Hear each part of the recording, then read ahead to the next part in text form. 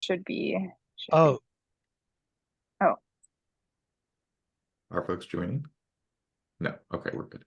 actually, you want to turn off recording right now because this is Yeah, I don't know how. okay. Ooh, Look pause, at stopped. Okay.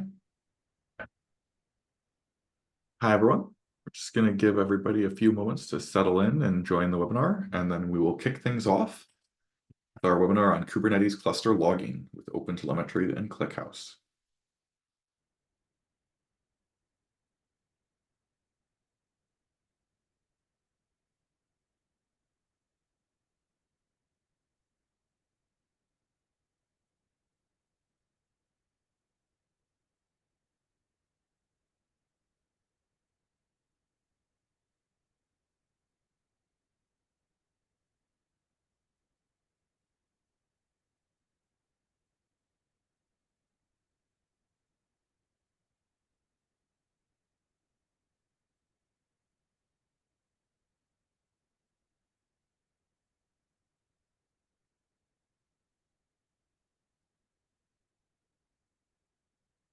Okay, we're going to kick things off in just 1 minute, just giving everyone a chance to join.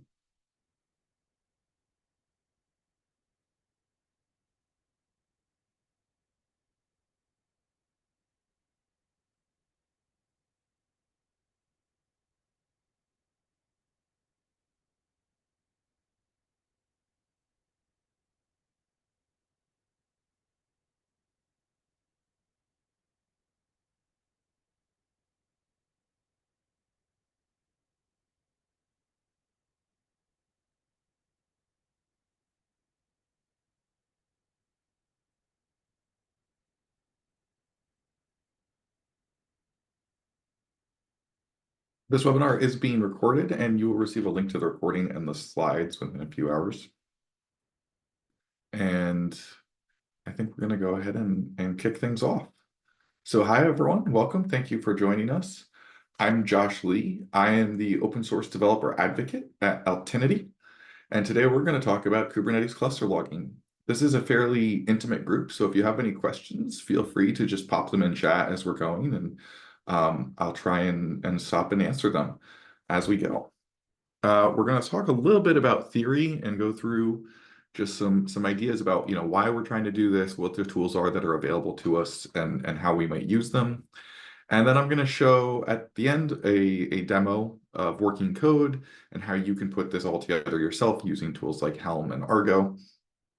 And then finally, we'll have a final round of questions and answers at the end.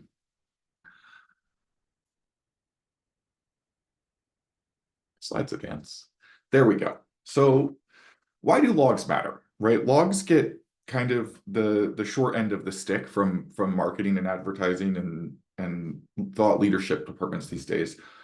And they get made fun of a lot. I even make fun of them in a lot of my presentations, right? I go up and I show this slide and I talk about how much reading we have to do in order to debug our modern systems and how annoying it is to have to read through all of the log messages to find those needles in the haystack.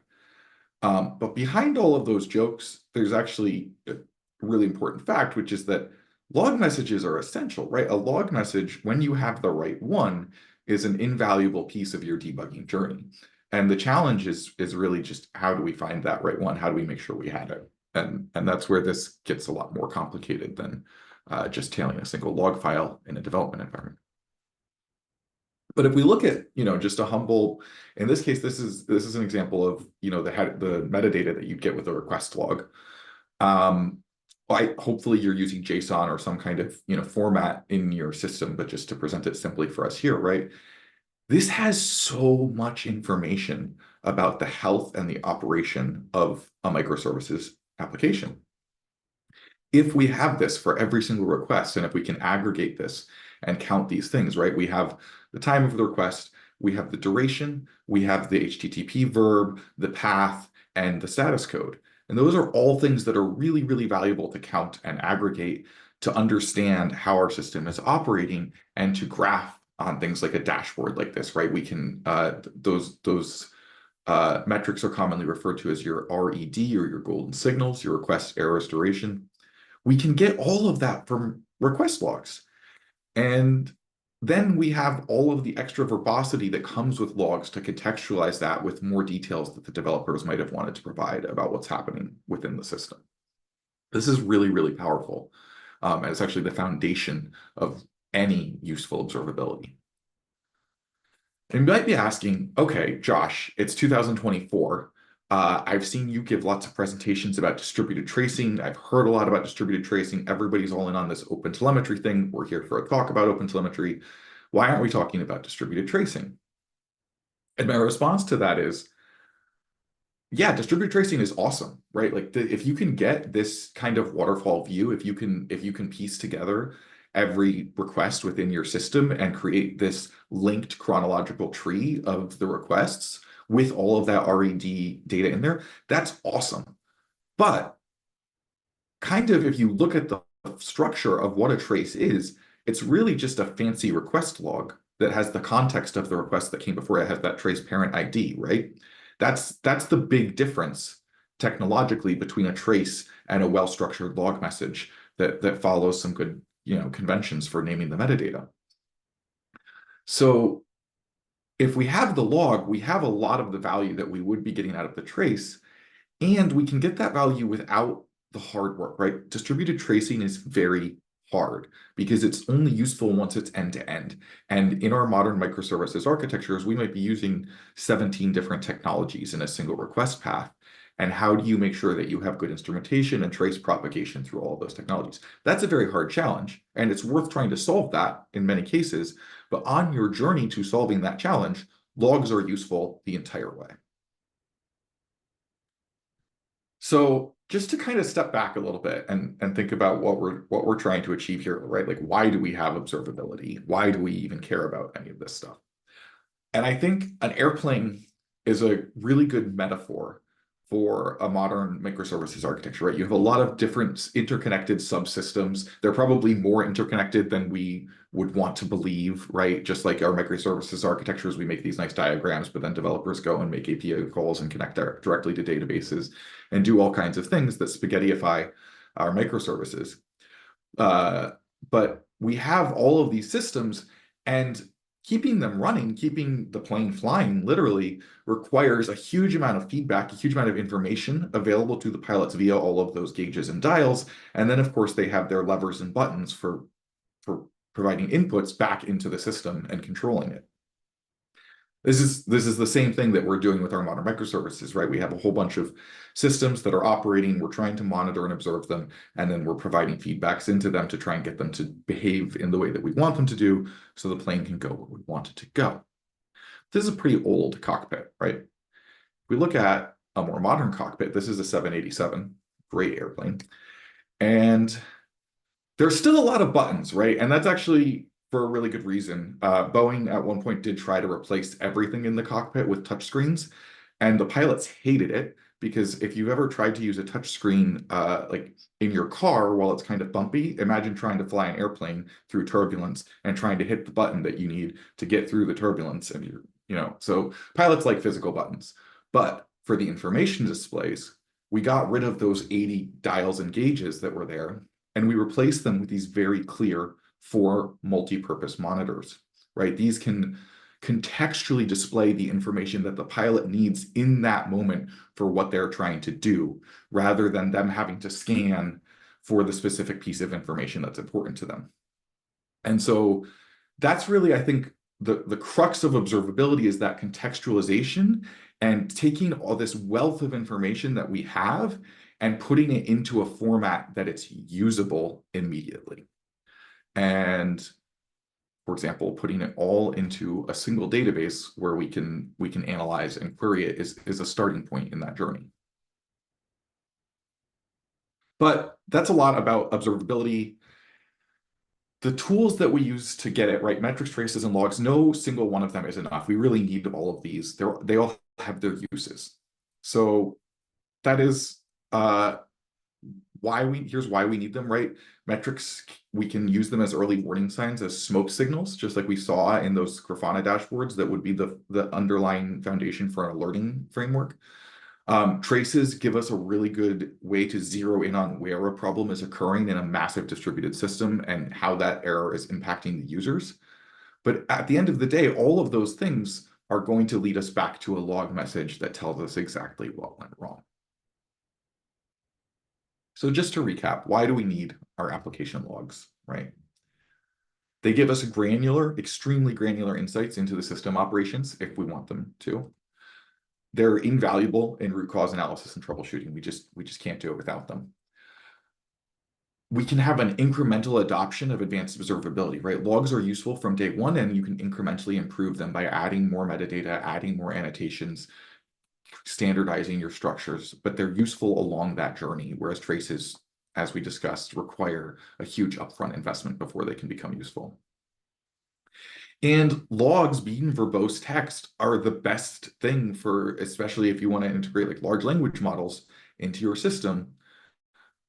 Logs are a great source of food for that, that you can use to generate models, and then even maybe create some kind of automated remediation mechanisms. So that brings us to our specific challenge that we're discussing today, which is how do we deal with all of this in Kubernetes, right? We're all running our applications in Kubernetes. We might be running platforms where various developers are running applications that we don't have direct control over them. We can't go in and say, hey, you need to use this specific logging library. We have some tools available to us that are helpful, right? We have the ability through the Kube API to directly pull the logs from any pods. The nodes put their own logs into journald, which is great. So we have some mechanisms provided through Kubernetes to make the logs available to us. But there's really no kind of aggregation or centralization, right? And so once we start down the journey of trying to deal with logs in Kubernetes at scale, it kind of feels like this. And so we have some challenges, right, that we have to overcome. The first is there's no built-in cluster-wide logging mechanism. So we just need to bring our own. Just like everything else in Kubernetes, there are 17 different choices for which one you could use. And so you have to try and figure out which one you want to use and install it. And yeah, there are no standard log formats. Kubernetes out of the box supports 3 different container runtimes.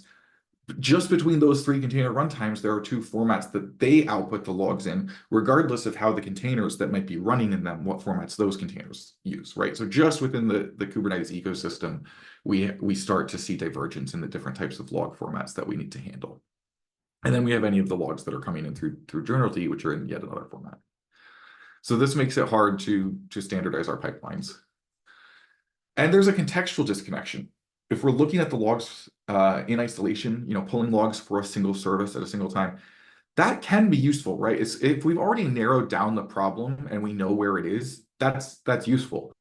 But if we don't know where the problem is yet and we're still looking for it, those logs are not very valuable to us unless we can pull them into a system where we can see the logs for our entire operation in one place and can contextualize it with the metadata, the metrics, and the traces that go with it to allow us to kind of piece together the entire puzzle. Another challenge with logging in Kubernetes is the ephemeral nature of containers, right? They spin up, they do their thing, they error, they go away. They get stuck in crash loop, back off, and we have no idea at what point in the myriad of errors that waterfall from that was the one that actually caused the issue, if we can even find it, if we even still have it.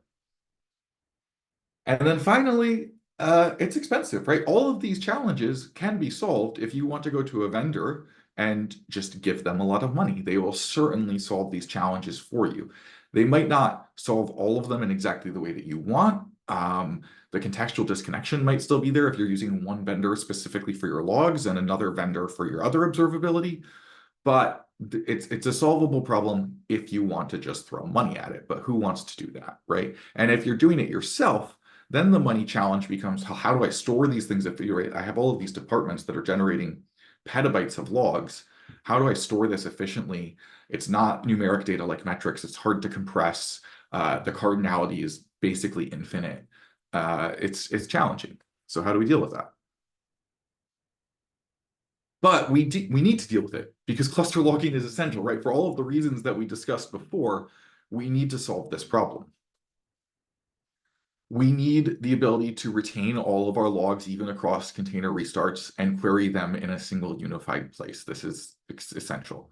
We need continuity, right? We need to know what happened within a single service and the entities that make up that service. The abstract thing that we think of as a service or as an application might be made up of many different concrete entities inside our Kubernetes environment. And those entities might change, right? When a pod restarts, the new one might have a new ID. So we can't even rely on specific identifiers to say, okay, this is the thing that we care about. We have to be able to kind of look at a pattern of metadata and say, this pattern of metadata represents the thing that I'm trying to examine right now across restarts, across node migrations, things like that. When we have centralized logging, we get a lever, right? We get one central place to put all of our annotations, all of our normalization, all of our filtering. So we can have one giant log configuration that says, these are the types of log formats we expect. This is how we want to handle them. There's a whole bunch, right? We have that one really chatty service that we could never get out of debug mode. So we're just going to filter out the log messages from that. So at least we don't have to pay to send them over the network and store them. Right? Centralizing our logging gives us a lever for doing that. It also lets us put all of our logs in one place. We can pull in our logs from our applications and combine it with the logs from our infrastructure, right? We can combine those Kube API logs with the journal D logs, and we can correlate when there's, for example, resource contention occurring at the same time as an application error, which is a pretty common occurrence, right? That happens a lot. We get a centralized place to deal with the scalability and performance issues of our logging solution. So we don't have individual teams dealing with it. We don't have to deal with it in individual clusters. We don't have to provide, mechanisms within those clusters for dealing with logs. We can sort of handle this separately, just like the reasons why we would, have microservices so that they can be scaled separately. And then finally, by putting all of our logs into one place, into something that kind of maybe resembles a data lake, we can do really advanced analytics on them beyond just those RED dashboards that I showed earlier.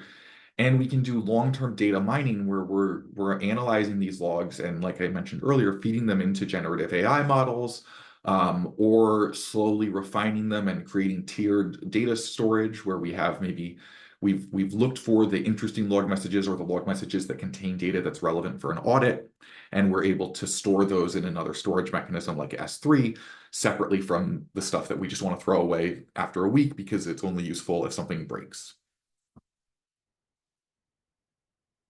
Okay, so I mentioned that there are a lot of different choices for how you get your logs out of your cluster. FluentD, Promtail, right? Those are probably two of the most popular right now. And those are great. If you're already using one of those, like keep using it. Don't go out and replace it with the OpenTelemetry Collector today. Those tools are really awesome and they do what they need to do. What I'm going to show with the OpenTelemetry Collector isn't going to be that different from what you can do with those tools. And actually, the component inside the OpenTelemetry Collector that I'm going to show was donated by another vendor and was another log processing agent. But what none of those things can do really as well as the OpenTelemetry Collector is pull in any telemetry, whether it's logs, metrics, traces, soon profiles, events, and exceptions, right? It can pull in all of those different signals. It can filter and process all of those signals using a unified pipeline. And then it has so many output possibilities, kind of like Fluent does for logging, right? But with the OpenTelemetry Collector, you can do it for all three signals, and you can output to like 90 different data stores. This is awesome. And you can do it simultaneously, right? If you have multiple data stores or multiple tools that you want to use for analysis, you can send your data anywhere that you need it. So that's really the value of the OpenTelemetry Collector, is that it can translate from all of these different receiver formats across all of the telemetry signals, and that can export into all of these different formats. And that makes it really useful, but it's also very complicated to configure. Right, the wealth of options means that there's a little bit of a learning curve when you are trying to use this. Okay, so I don't want to talk too much about the specifics of the architecture of the OpenTelemetry Collector. We're going to dive into this a little bit when we look at the code examples. But just so that everybody is on the same page coming along on this journey with us, right? The OpenTelemetry Collector is sort of the OpenTelemetry project stand-in for a vendor agent. It's your tool for gathering telemetry from your sources, processing it, and forwarding it to the backend. And it is a extensible architecture that uses plugins, and those plugins come in the form of receivers, processors, and exporters, which do what their names imply.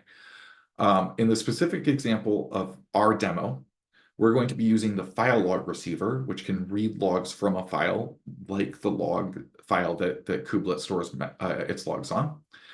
And then we're going to be using a processor called the Kubernetes attributes processor. What this does is it pulls the Kubernetes API for things like the node and the pod ID, and it adds those attributes to any of the logs that it sees flowing through. And it can also do that for other signals, right? Not just logs. Then we have the batch processor. This splits up our telemetry that we have incoming into large batches, which is great because ClickHouse prefers fewer, larger inserts. And then finally, we have the ClickHouse exporter, which is going to write all of this information to ClickHouse using SQL. It's pretty straightforward. So I mentioned that there was that Kubernetes resource attributes processor that is adding metadata.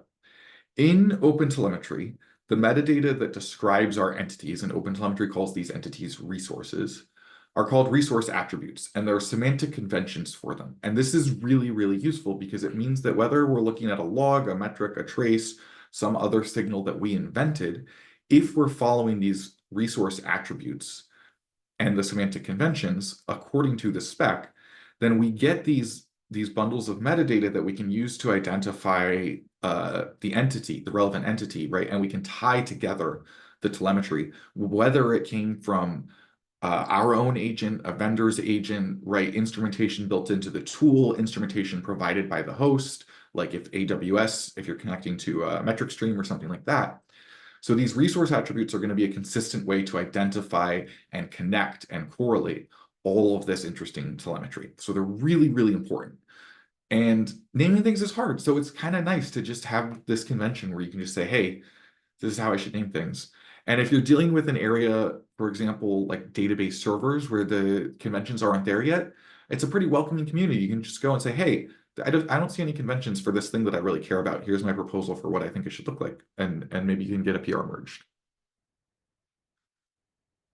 And we are looking at the OpenTelemetry Collector in Kubernetes. So there are a few extensions that we're specifically using. We already talked about the Kubernetes attributes processor. We talked a little bit about the file log receiver, which we're going to go into more in the code. There's also the Kubelet metrics receiver. This is great. It's basically, right, the OpenTelemetry Collector has the ability to scrape Prometheus endpoints. So this is just an easy way to say, hey, you're running in Kubernetes, scrape your kubelet. And then you get all of the metrics out of that. And the OpenTelemetry Collector also scrapes metrics from itself, right? So you get metrics and logs from the collector on its own operation, which is useful because if that thing breaks, right, like, and it's how you're getting all of your telemetry out, you're gonna have a bad day. Okay, we're putting this all together, and this is our pipeline for getting data out of our clusters, but we need to put it somewhere, and that somewhere is probably also a Kubernetes cluster. And in the demo that I'm going to show you, we're going to be using ClickHouse as our database for storing all of this data, of course. Running databases in Kubernetes can be a little bit challenging. And the best way to run ClickHouse in Kubernetes is with the Altinity operator. It's totally open source on top of open source ClickHouse. It's going to handle pesky things like migrating nodes, creating persistent volume claims, upgrading ClickHouse versions, scaling persistent volume claims, right? All of these things that are really, really challenging with stateful workloads in Kubernetes, the Altinity operator is going to make them a lot easier. So just if you're using ClickHouse in Kubernetes, definitely take a look at the operator. And that is the end of my message from our sponsors. Thank you. So we're going to look at our demo logging architecture, where we are using Kubernetes, ClickHouse, and OpenTelemetry, and Grafana. Actually, I should add that. Grafana is also a very important part of this. So here we go. So in Kubernetes, the default, right, is that the containers just send stuff to standard out and standard error, and the container runtime is responsible for reading that, parsing it, and saving it to a log file that is accessible to Kubelet. right? And then kubelet makes it available via the kube API. The OpenTelemetry Collector file log receiver, when it has the correct permissions, right? And there are some situations where you won't be able to give the OpenTelemetry file log receiver the right permissions, and that's where you might want to go back to looking at something like Fluent as an alternative. But if you can give it access to that file and you're comfortable giving it that privileged access, it'll just read those files and parse them using the parsers that you define, and I'll show you how we do that, and then write them to the ClickHouse database. Then inside Grafana, we have the Altinity plugin for ClickHouse, and this is just a data source plugin for Grafana that teaches Grafana how to query your ClickHouse cluster in order to get your data. It lets you write SQL queries instead of PromQL for your visualizations. And the Altinity plugin in particular comes with a bunch of macros, and I'll show some of those that make it really useful for converting whatever data you have into the types of time series, logs, traces, right, the data formats that Grafana specifically expects for the different types of visualizations that you might be trying to make. Okay, just a quick pause in case there are any questions on that. Nope, don't see any. Okay. So why are we here, right? Why are we using ClickHouse for log storage? Why aren't we using some other tool? Why aren't we using a vendor? Well, probably we want to do it ourselves instead of using a vendor. We want to own the data, maybe for cost savings reasons, maybe for compliance reasons, maybe for retention reasons, maybe it's just that we were born that way. But there's some really good reasons to choose ClickHouse. The first is the massive ability to ingest data, right? If you're talking about logging volumes that can be actually in some cases more volume than the data that the application that's being logged is actually dealing with, right? Your application data set smaller than your monitoring data set, very common. So ClickHouse can handle that. It can actually scale horizontally to handle any volume of data that you want to throw at it, and it will efficiently use the resources available to it to handle that ingest. Then you have the wealth of storage options, right? So ClickHouse can store those logs in so many different ways and places like S3.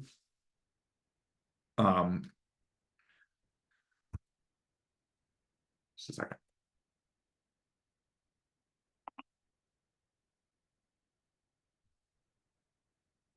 So you can store your logs wherever it's going to be most cost efficient or effective for the type of data that you're dealing with. And then you have very powerful tools for sort of moving and analyzing the data within the actual storage, right? Within the database itself. You can almost build an entire application through real-time transformations, materialized views, and things like that, building new data sets from your existing data sets that are more refined and more immediately available, starting to get towards that 787 cockpit that we were looking at earlier. Okay, so time to dive into our demo. We have a quick agenda for the demo. We're going to show the OpenTelemetry Collector. We're going to show the ClickHouse exporter. I'm going to show how you can deploy all of this using the Altinity operator and Argo and Helm. And we're going to show some of the querying and visualization in Grafana. And then I'm going to show at the very end, I'm going to show a quick slide of how you can scale this for production. And then we'll do any final questions and answers. So let's take a look at my demo. So this is just a Argo app, right? It's a Helm chart. It's deployed via Argo. And it doesn't have that many dependencies, actually. So the ClickHouse, the Altinity operator is already installed in my cluster. That's a sort of a dependency of this chart, is that you already have the Altinity operator installed. And then we're installing the OpenTelemetry Collector with some specific config, and I'll show that config. And we're deploying Grafana with some pre-provisioned dashboards, and I'll show those. Right. So it's pretty straightforward. And if we look at the values, this is where it starts to get more interesting. This is where we actually have our configuration for the OpenTelemetry Collector. So we can see we have these presets, right? And these are really useful. These are provided by the the community, and it basically just sets a whole bunch of options for you that are really commonly needed. Like you want to enable the Kubernetes attributes processor. Yes, it just works, right? You don't really need to customize how it's working. We can enable logs collection. We could also enable kubelet metrics, right? And we can choose if we want to include the logs for specific built-in services like the collector.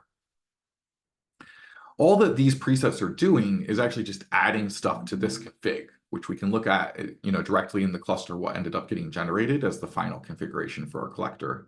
And we'll do that in a moment. But we can also then, because this is YAML, right, we can just add our own keys and override things that we want to override. I'm, running in a cluster that doesn't have TLS certificates, so I set the auth type to none. And it's really that straightforward. Then we have this file log receiver configuration, right? This is where things get really spicy. We have operators. And these are how we are going to configure the parsing for all of our various different log formats. Now, luckily for us, there are some pre-provided formats that make this a lot easier. This container parser was added to the project back in April, and this basically replaces like 90 lines of parsers and routers that you needed to use before in order to handle those 3 different log formats that we mentioned from the container runtimes. So now you can just say, hey, I'm running in a containerized environment. If you see one of these 3 formats, it's probably what you think it is, and you can just go ahead and parse it as if it's that. So that's really useful. And there are more of these types of parsers being developed. Logging in OpenTelemetry is still somewhat immature. It's maturing very quickly. So this is another area where if the parser doesn't exist for the thing that you care about, maybe you can build it. And you can kind of see here, what I've was working on is a parser specifically for ClickHouse logs, which include things like the thread ID and the query ID that could get put into those resource attributes. And again, this is another area where there's room for improvement in the project. We could define resource attributes for things like a query that might have a query ID, or a specific, there are already resource attributes for the specific process, right? So we could have the thread ID on that. Then we have our exporter. Exporter configuration is really straightforward in OpenTelemetry. We're just going to basically give it an endpoint and any authentication and other options that we need. Some of the exporters only work for a single signal, or some of the signals. The ClickHouse exporter can export any signal. There are some additional options that you will need to set if you're using this with a replicated cluster. And we have a great blog post on altinity.com if you want to look at how you can do that and what the options are that you need for replication. And then we're just setting up our pipeline. So this is the portion that's a little bit incomplete because we were using those presets. Normally you would want to define receivers, processors, and exporters for each part of the pipeline. But we're depending on those presets to automatically set up our receivers and our processors. And we're just adding our one custom exporter, which is the ClickHouse exporter.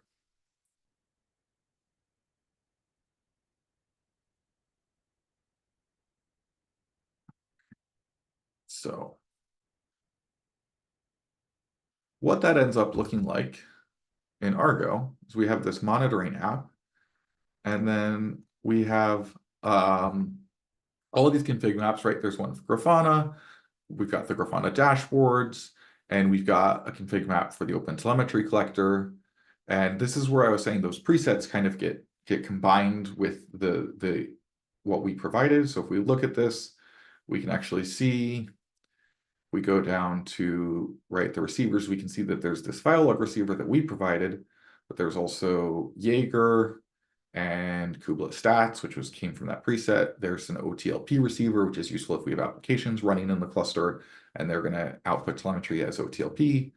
And we have that Prometheus scraper that got configured by our kubelet preset. And there's even a Zipkin receiver out of the box. We might want to disable that if we're not using it, but no harm sitting there. And okay, so now we can see the pipelines, right? There's a lot more stuff here that we didn't put that came from those presets. We have the Kate's attributes processor, we have the memory limiter, which is useful for making sure that the OTel collector doesn't OLM. And we have those receivers that we were just mentioning are added to each pipeline. Now this OpenTelemetry Collector is deployed as a daemon set. If we look back at Argo, we can see it's deployed as a daemon set. That's really useful because we want one of these running on every node, right? We want one on each node to be scraping the kubelet stats and be scraping the logs from that node. And we want any applications running on that node to have a local place that they can send their telemetry so that it doesn't have to go over the network before it gets filtered and processed. Then if we look at the ClickHouse instance, right, we have this resource called a ClickHouse installation. So this is how the Altinity operator is helping us, right? The Altinity operator creates some CRDs. One of them is called a ClickHouse installation. It's the most important one. And this provides a really, really simple DSL basically for defining a ClickHouse cluster. So we can come in here and we can set some things like how we want our persistent volumes to be configured, you know, and if we want to change the default username, things like that. Again, we have a great blog post and several blog posts actually going into all of the various options that you can set here. But from this single resource, we've basically told the Altinity operator, hey, I need a ClickHouse cluster that looks like this.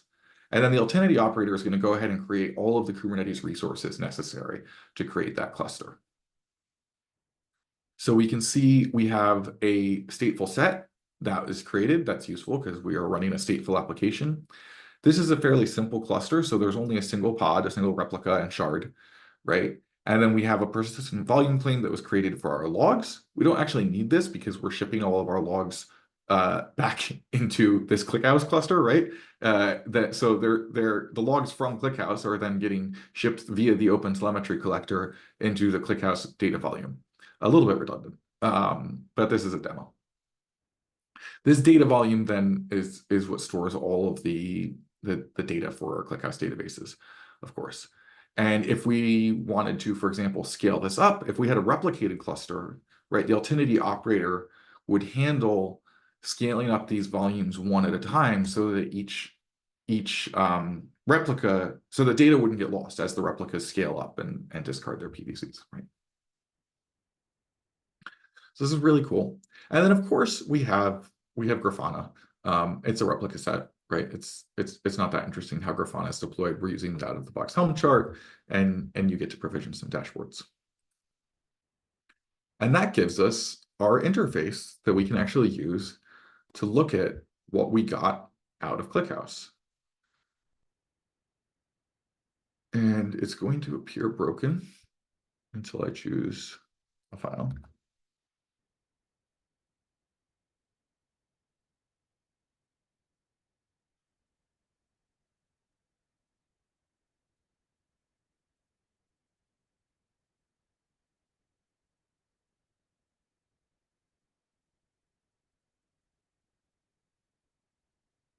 Okay, there we go. Tunnels are hard. Oh, yeah, tunnel struggling. Okay. And we can look at, so we see all of the different log files that have been collected. I've just created this as a parameter in this really simple dashboard. And, you know, we can see that the OpenTelemetry Collector logs are there. We have some logs for the built-in kube components. We have logs for Argo, which I use to deploy all of this. And of course, if I can find it, we have our ClickHouse logs. And let's make this a little shorter so we're not querying so much data. And so we can see this is just a really simple panel with the data formatted for the Grafana log panel. But this is that metadata that we could extract and then filter and query on, right? We have the process ID or the thread ID, we have the query ID, we have the log level. And we can extract all of this into metadata using those parsers and then start to create some dashboards that look like that Grafana dashboard that we saw earlier in the slides. And we have all of this in one place, which means that we can combine that with anything that maybe was calculated as an aggregated metric at the source and emitted as an OpenTelemetry metric. We can combine views across our entire cluster. If we say we have a service running in 4 different clusters, we can combine all of that. And we can do complicated joins because all of this is SQL. And we can do complicated filters on anything that we want to do in those resource attributes. So this is really where the power of ClickHouse as our unified log data store starts to shine. If we edit this panel, we can kind of see how this query was created. I was also using the official Grafana plugin for ClickHouse, right? There's one maintained by Grafana and one maintained by Altinity. They both have pros and cons. Let's just grab the query out of that one. Let's refresh. The Grafana maintained one does have a rather polished UI, as you'd expect from the folks at Grafana, but it is missing those really useful macros that we would like from the Altinity plugin. So I'm going to tell the plugin where some things are so that it knows how to help me with those macros. And then we'll go over to our SQL editor, and you can see this would be useful if we were trying to create a time series graph, right? We could do something like this. And actually, yeah, let's just go ahead and do that. Let's change this to a time series. So you can see with this out-of-the-box query from the Altinity plugin, we're just seeing a count of how many logs were created at that specific time. And you can imagine how this might be useful for any type of data, not just logs, where you want to count the number of new records in a table. And of course, this is SQL, so we could do all kinds of fancier things with this. We want to get back to our query that we had. So, and these are just a little different. And we can actually replace this whole where thing because we have this macro time filter, I think is what it's called. Let me check. There's some help text. Yeah, it's time filter. So where time filter, and then we're just saying, match the parameter. All right, so let's change this back to table of logs.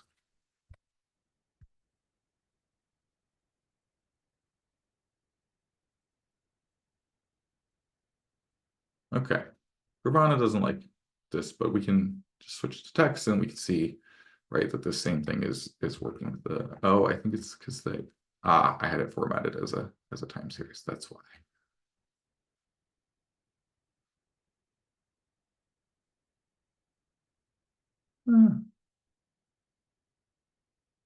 Okay. This is, I promise that this does work. Yeah, we can show a demo of this in the demo code that we will send out to you after the webinar.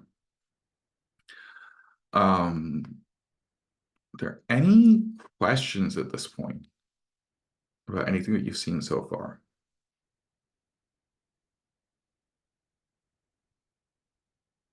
Okay.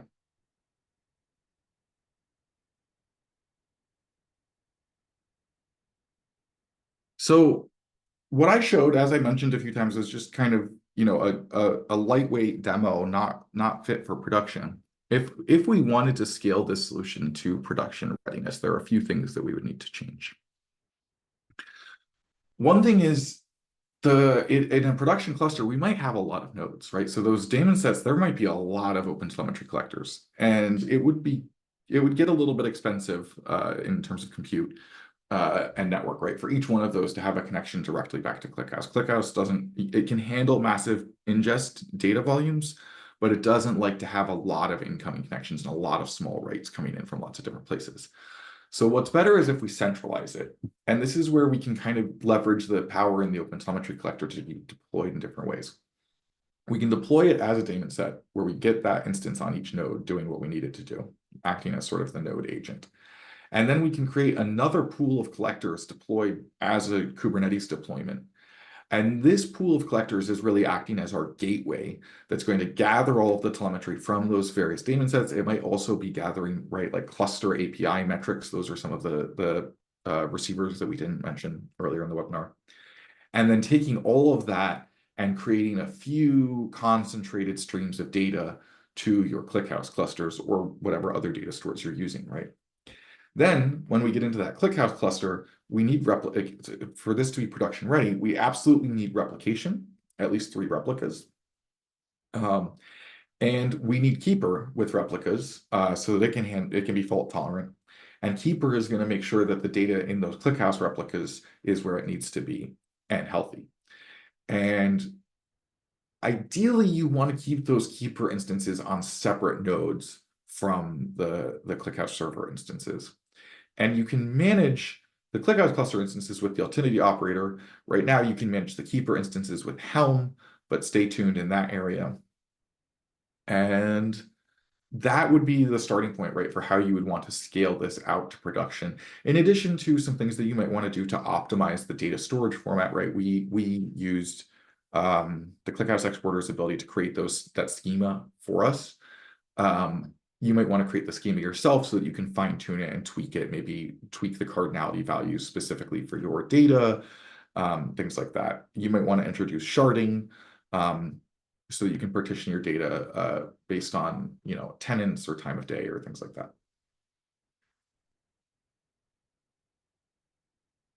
And I'll now open the floor for any final questions. Hey, Josh, there are actually a couple that I'd like to bring up. This is Robert Hodges speaking. Yeah. Yeah. So, can you talk a little bit about Argo CD setup and how to get familiar with using Argo CD to deploy applications? Because you have this great setup, but it's pretty dependent on everything being managed by Argo CD. Sure. So if we go back to the repo, Argo CD, in this case, I'm using the app of apps pattern. So if we look at the top level app, right, it's just each YAML file defines an Argo CD application. So this is the CR, just like those ClickHouse installations, right? The Argo CD operator creates a CRD for us, and then we can define applications. And when we define an application, that tells Argo CD, hey, I have this thing that I want you to go and deploy to my cluster. And we have some things like we can do self-healing or pruning. And in honesty, this is something that I would probably change in a production instance, is I would turn pruning off so that it doesn't prune resources that the Altinity operator was trying to keep around in case you brought a cluster back. Self-healing is a little safer, but I might also turn this off in production just if you want like that person in the loop control, and you don't want Argo CD to be just doing things on its own. But with these both set to false, what Argo CD is basically doing is just watching a Git repository. In this case, this Git repository. If we look at the one from my application, that might be more interesting. Yeah. So we're pointing to the repo is, I set it as a value in case I ever move it, and the target revision also as a value so that I could deploy different branches. But it's basically looking for this repo and this branch, and then that repo and that branch is a Helm chart. And Argo is going to see that it's a Helm chart. It's going to inflate all of the Helm templates that we were looking at earlier. Right, if we go back to here, so we have, right, like these Helm templates, and these will get inflated by Argo and then applied directly to the cluster using the Kube API, not using Helm, which is kind of nice because then we don't have to deal with Helm releases in our cluster, but it does mean that, right, like now Argo kind of owns this. And especially if we have those self-heal and prune policies, anything that we do to try and change these resources, Argo is going to go, oh, no, that doesn't match my manifest, and it's going to just delete what you did and replace it with something that matches the manifest. But that's really what it's doing, right? You're really just saying, hey, I have a Helm manifest and I want this Helm manifest to be the state in my cluster, and Argo will try and figure out how to make that the case. Does that answer that one? Yeah, that's great. And I think, and folks, as far as learning more about Argo, where would they go? For those who haven't used it yet. I would check out, well, we're going to have a blog post on it soon. And in the meantime, I would check out probably the Argo app of apps repository. Let me see if I can find it real quick. Which provides like an example repository and a bunch of different ways that you can deploy apps with Argo. Yeah, there's a bunch of search engine optimized stuff coming up, but you can find it if you go to the Argo website. And one related question then is, any comments on, I mean, there's sort of two major ways to deploy applications in Kubernetes. Argo CD is one of them, but the other one is just to go straight Helm. So any comments on how you might deploy a system, or sort of hints about how you might deploy this kind of system just using Helm charts and nothing else? Sure. So this chart could just be deployed using Helm, right? If you wanted to just, pull this is not a published chart. If you wanted to use this using without pulling it, like cloning the repo locally and using dot as your Helm target, your Helm chart, You would need to publish this somewhere, or we would need to publish this. But you could just clone this repo and run, Helm install release name dot, and it will deploy this chart the same way that Argo is. Great. I don't see any other open questions, so I think that unless other folks on the call have things that they'd like to add.